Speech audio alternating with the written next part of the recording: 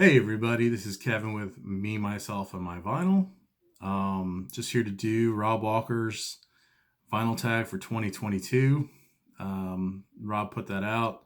Rob's channel is Rob Walker. Let the music play. The reason why I'm laughing is because every time I hear that, I'm reminded of that song by Shannon.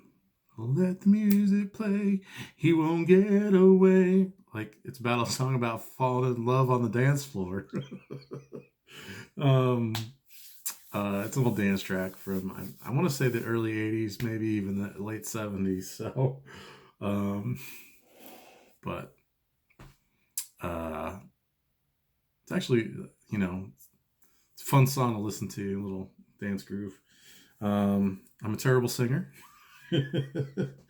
But all right, let's jump into this. Rob, thanks for doing this. You know, the natives, I guess, were getting restless. If you've watched Rob's, he was saying that the natives were getting restless to do a vinyl tag for 2022 already.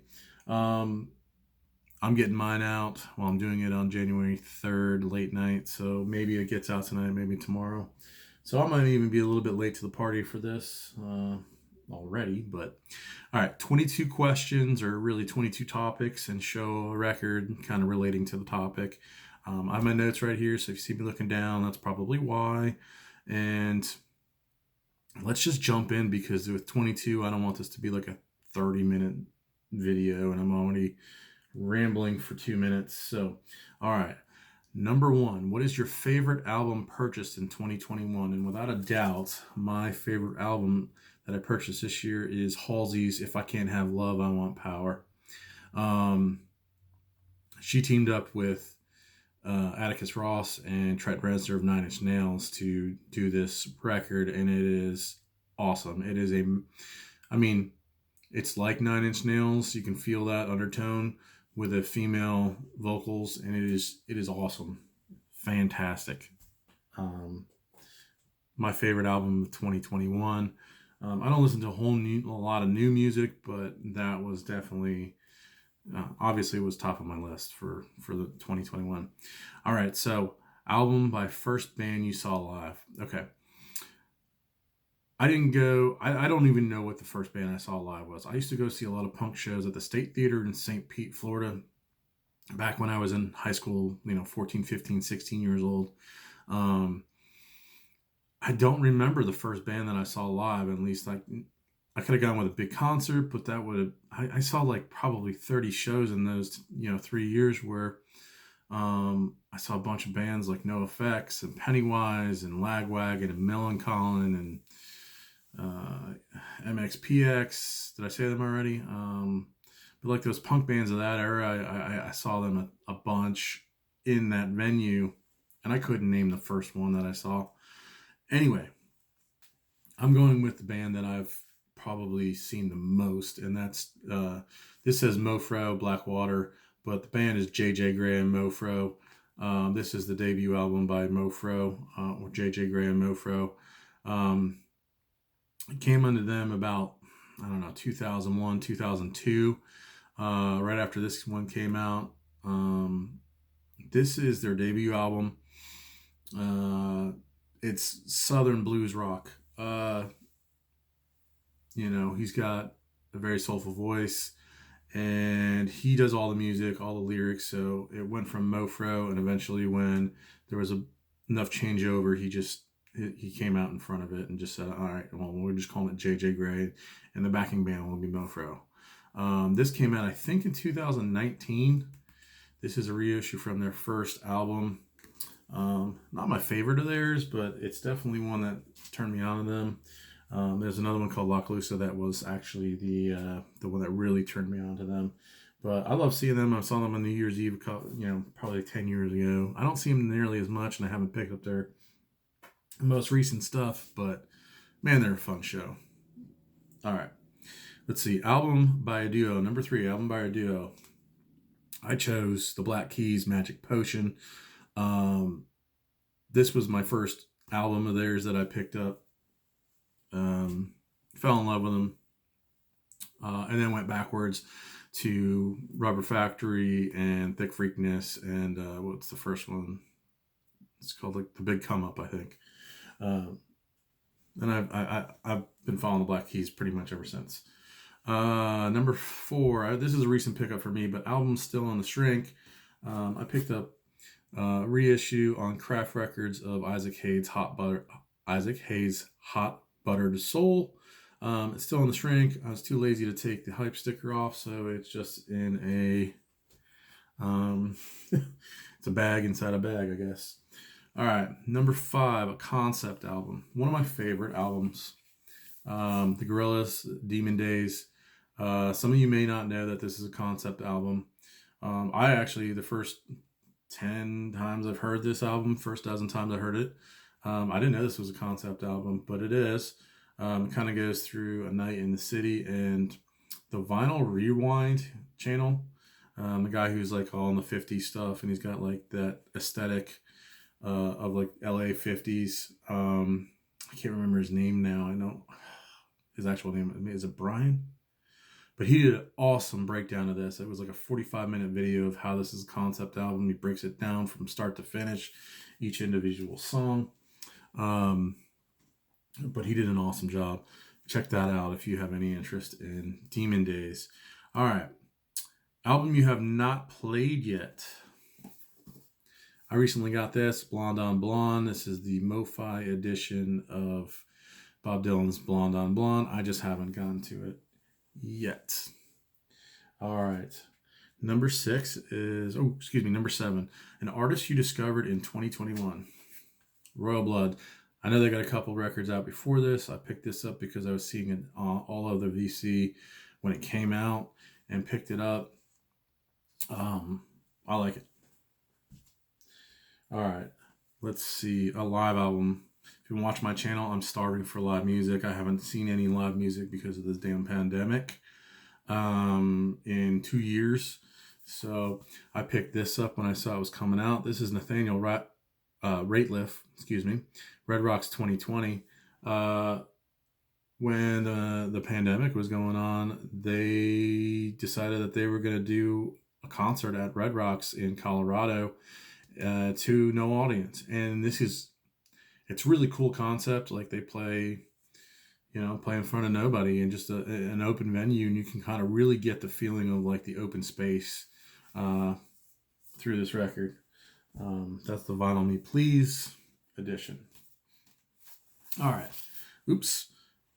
Let's see. Number 9, album from a different continent. Wolf Mother. Self-titled. This is the 10th anniversary of that. They're from Australia. I live in the US, so that is my pick for that. All right, where are we at? Number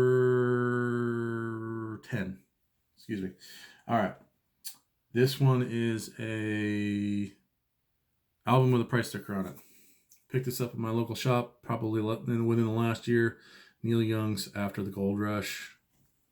$15. All right. A punk or new wave album. Talking Heads, 77. Some say this was one of the first new wave albums. I watched a documentary on the Talking Heads. I love them. They were at CBGB in the late 70s, and some say that they're credited with the start of the new wave. Talking Heads. This is from the Rocktober. I picked up all those pressings. They sound pretty good. I had 2 that were had a little warp in it, but that's from 2019, I believe, Rocktober. Let's see. What is the next one? Show a box set. Smashing Pumpkins. All right. Melancholy and Infinite Sadness. I had this on CD. I have it still somewhere. I bought it on vinyl. Still haven't opened it. I don't know. I'm not trying to, keep the value or anything. I bought that. Let's see, the sticker's still on that. I bought that for $100, but I think I had like a 10 or 15% coupon on it. And I haven't opened it yet. All right, let's see where we at here. Number 13, album with a sporting theme. All right, I chose this because it's not necessarily a sporting theme, but if anybody's a fan of Major League Baseball out there and know the New York Yankees, that may ring a bell for some of you that maybe if you're not fans of baseball or if not, familiar with with some of the players, one of the best to ever do it. Mariano Rivera for the Yankees was their closer. He comes out and finishes the game. He pitches one inning, closes out the game. His music, everybody has music that they either come out to bat or sometimes closers will come out to. Enter Sandman by Metallica. Such a great song to end the game. I'm going to put you to sleep. Enter Sandman. And when that music came on, I mean, for about a 10-year stretch, you knew the game was over. Let's see. Show a jazz record. Okay. I got a bunch of jazz records. I've been picking stuff up, but this one was a tough find for me, a tough get. This was a Black Friday record store day release. This is Jazz Dispensary. This is the Dank D-Funk blend. I picked this one up. I had to go on the secondary market to get it.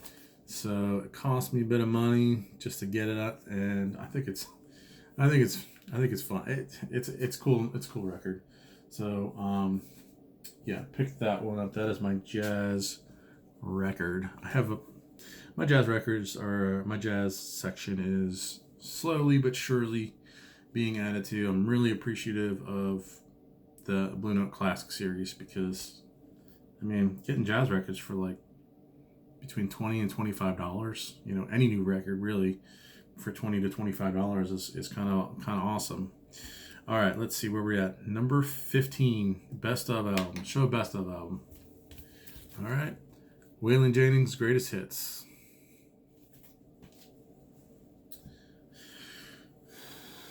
All right. I actually don't have too many best albums.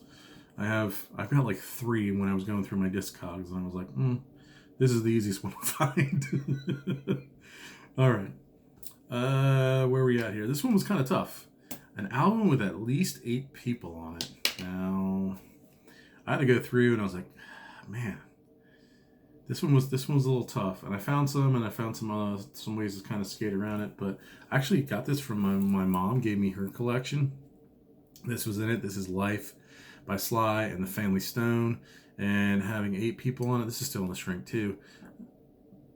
Excuse me. You got people in the theater here, and there's about 30 people on the cover. Okay, what is next? Number 17, show a soundtrack. All right, one of my favorite soundtracks because I love this era of music. The single soundtrack. This has a bunch of bands from the 90s, like in that grunge era. It's got Wood from Alice in Chains. It's got Breathe from Pearl Jam, which for a while this was the only thing that had that on that song on it was Breathe. Let's see, Mudhoney's on here. Screaming Trees is on here. Smashing Pumpkins. And Soundgarden's on here as well. So Mother Love Bone. So yeah, a lot of influential bands from that time period are on that soundtrack. All right, show some VCLT. I got this from Aaron Mutha Alamere. This is Hater. So I believe it's self-titled. Trying to remember, but he sent this to me in a package because he knows that I am a fan of that, grunge era, and I forget who is it? Ben Shepherd, John Waterman, Brian Wood. Brian Wood is Andrew Wood's brother, I believe, and Matt Cameron is also on here, and he was in Soundgarden and Pearl Jam. So, wait, Soundgarden and Pearl Jam? It's getting late, folks. All right. Sometimes my brain just it has a fart. It just has a cramp. And yeah. Anyway, moving on. Number 19, album with no writing on the cover. I chose Cotton Jones, Paranoid Cocoon. All right. The cover is just simply this bright colored, I don't even know what it is. It's got like people on it waiting in line. There's some rope, even the inside. It's got like tomatoes and fruit. Obviously, this is the inside cover. This is the hype sticker. But, and on the back, there's a little bit of writing down here. This was put out by Suicide Squeeze. Okay, there's a little bit of writing here. But you can kind of see it's just one big kind of mural almost. There's a little bit of writing on the spine here that just says Paranoid Cocoon, and this is Cotton Jones. Suicide Squeeze released this in small batches from like, they keep re-releasing it too, but I got this. It's called like Red Haze. I also have a blue version of it. But this is I love this record. I also have Cotton Jones. Now, I don't want to get too deep into the weeds with this, but I have two of their records, and I can't remember the guy's name now. His name's not Cotton Jones. That's the band name. It doesn't matter. Let's keep moving. Trying to keep this one short. All right, 20. Show a 7-inch. I don't have too many 7-inches. So I picked this up on Black Friday, Record Store Day. This is Chris Cornell, and I'm sorry for the glare. This is Patience, and on the B side is Nothing Compares to You. Two covers, Guns N' Roses and Prince, but this was later on his covers album. So I love it. I love this. I loved it when it came out, and I still love it. Okay, getting to the nitty gritty here. We got two more to go. Colored album. Yeah, I'm doing a little trolling here. And it is the Peppermint. White Stripes, White Blood Cells. If you're not familiar, well, that's a little bit of trolling. Well, I don't know. Just keep searching on YouTube. All right, and last but not least, an album from 1982. Dire Straits, Love Over Gold. Okay. All right. So that is my vinyl tag for 2022. Rob Walker, thank you so much for putting this on. I had a lot of fun putting this together. I missed out on last year's. I'm coming up on 1 year anniversary. Actually, I was looking, I think the 16th of January is my 1 year anniversary. So I got to be doing something for that. So stay tuned. All right. 22 records in under 20 minutes. We're at 18 and a half right now, but I try to do my best. All right. Thank you again for watching, and I'll see you all soon.